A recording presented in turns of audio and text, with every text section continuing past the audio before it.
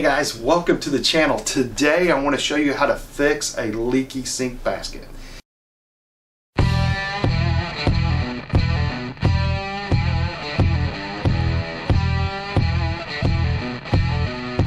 Before we get started, if you enjoy these videos and want to help us make more, please press the like button.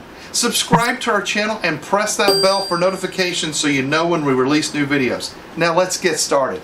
Hey guys, welcome to the channel. Today I want to show you how to fix a leaky sink basket.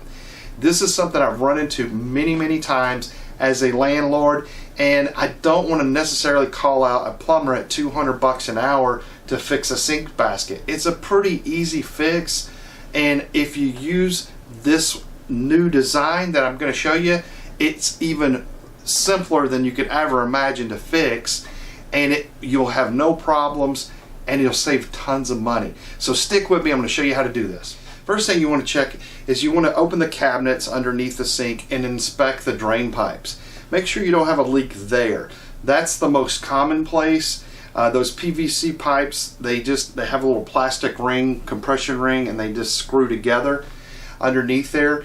And if you're not careful, people putting stuff underneath the sink in and out of the cabinet can bump those drain lines and knock them loose, and sometimes that can cause them to actually pop apart, and then you've got water leaking underneath.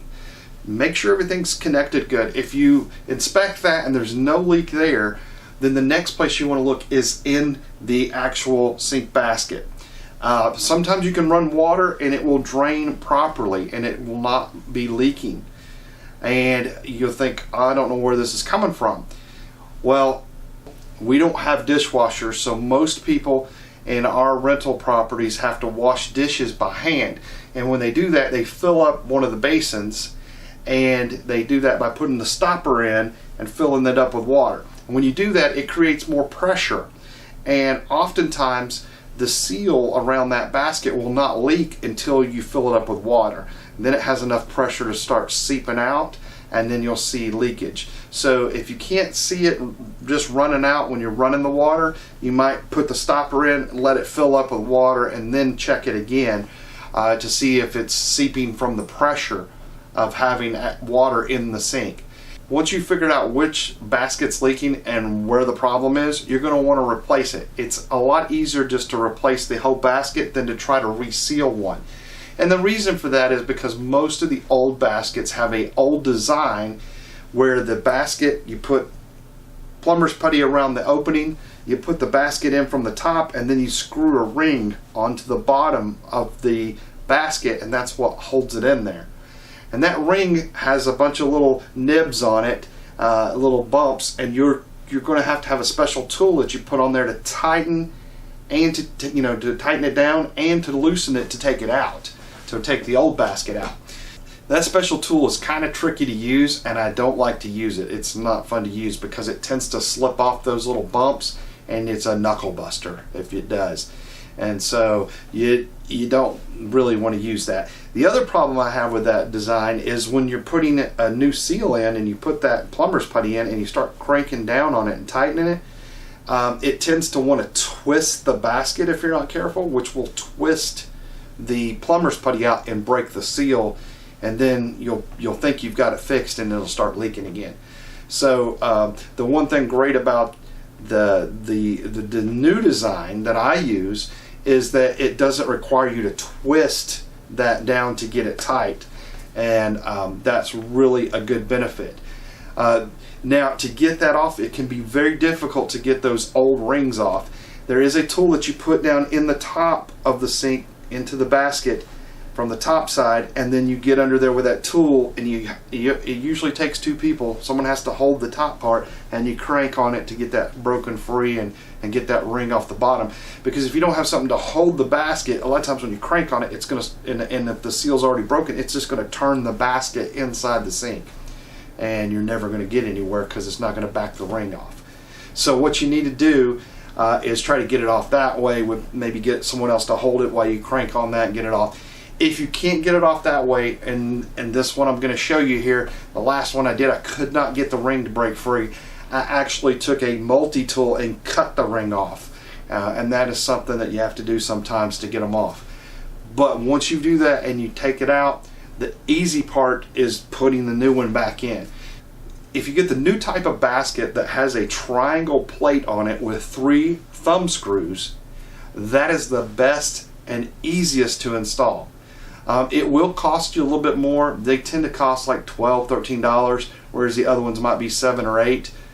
They're a little bit more money, but it's worth it. I have never had one of these leak once I put one in. I've never had to redo one, and also it's just so much easier to install.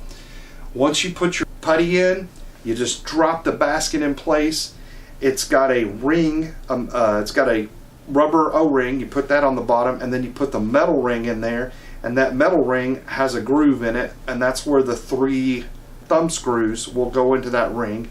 But you take that triangle piece and you start to thread it on there, and you just snug it up. You don't get it really tight, you just snug it up, and then you use the thumb screws to fully tighten it. And what that does is, because you just get you use the triangle piece to just snug up to it, you're not twisting it, you're twisting the thumb screws, and you just go around one at a time, turning them a little bit, and you'll evenly put pressure on there, and it'll push that plumber's putty out evenly and seal that basket in there just perfectly. So it's the best design to use. The first thing you'll want to do is to remove the sink basket. Begin by removing the drain lines that are connected to the sink basket and set them aside out of the way.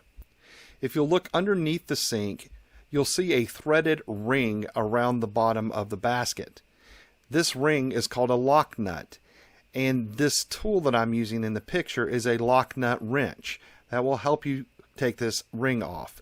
As you can see, there are tabs on the ring, and that's what this wrench grabs hold of. And you may need another tool to hold the actual basket in place, sometimes called a dog bone or just a sink wrench, and you use those 2 tools to separate the ring from the basket.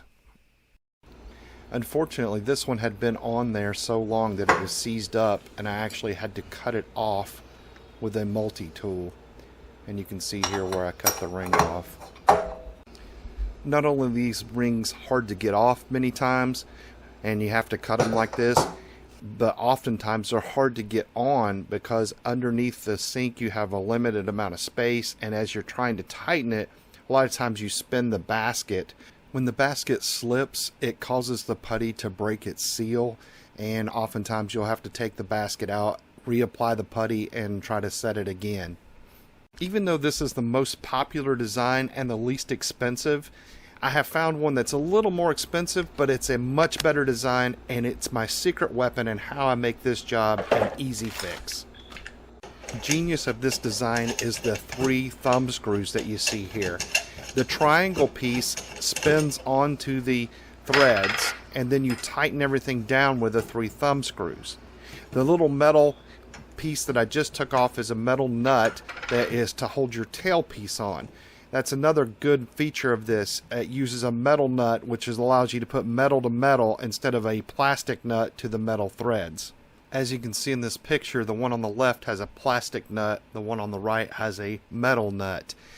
In the past, I've had problems with the plastic nuts because people tend to store stuff underneath the cabinets, and when they bump those pipes with something, taking something in or out, they have a lot of leverage on the pipe, which can cause them to crack that nut.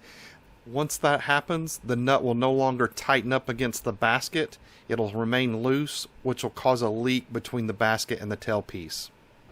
Once you remove the new one from the package, you want to loosen these thumb screws so that you can back off the little triangle piece. It will unscrew from the threads and take it completely off.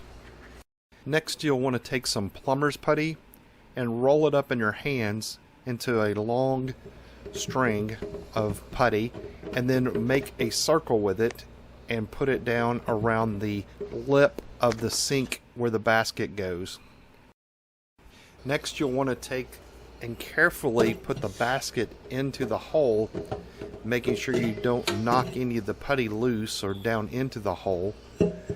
and kind of set the basket and push down on it a little bit and kind of squeeze some putty out.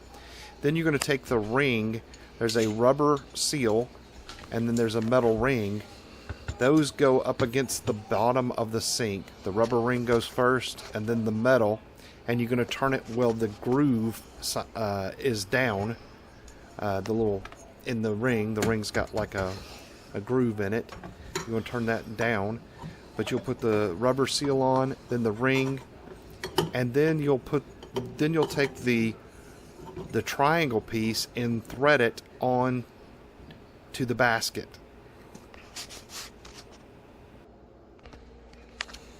As I mentioned before, you might need another tool, especially if you're using the old type of basket where you're tightening that ring up.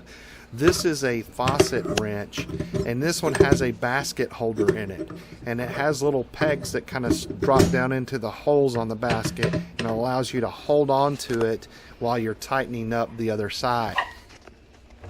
This tool is not really necessary with this type of basket, because I'm just going to snug up the triangle ring that slides onto the threads there. And as you see, the 3 thumb screws, they're all sliding inside the ring.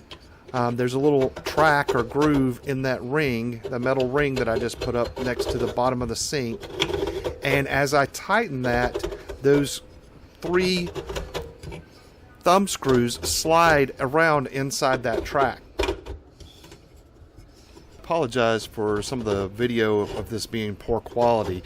I decided to record this job at the spur of the moment, and you can see I'm using my cell phone. I'm holding it with one hand and doing all the work with the other hand.